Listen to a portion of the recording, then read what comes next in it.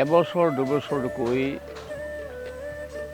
92 বছৰ পাৰ কৰি 93 বছৰত ভৰি দিলোঁ।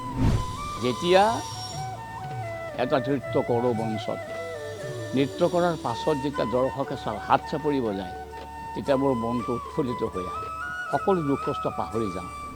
মোৰ যি কৰ্মময় জীৱন, এই জীৱনটোলৈ যদি ঘূৰি চাওঁ, তেন্তে ভাবোঁ যে মই যিমান কৰিব লাগিছিল সিমান মই কৰিব নোৱাৰিলোঁ। এতিয়া মোৰ সমান সুখী মানুহ হয়তো পৃথিৱীতে নাই। তেওঁৰ বাবে বয়স যেন মাথো এটি সংখ্যা, প্ৰাণোচ্ছল আৰু চিৰসেউজ। সংগ্ৰামৰ এইবাৰৰ অতিথি পদ্মশ্ৰী পদ্মভূষণ সন্মান প্ৰাপক নৃত্যাচাৰ্য যতীন গোস্বামী। দেওবাৰে দিনৰ 12:30 বজাত কেৱল DD অসমত।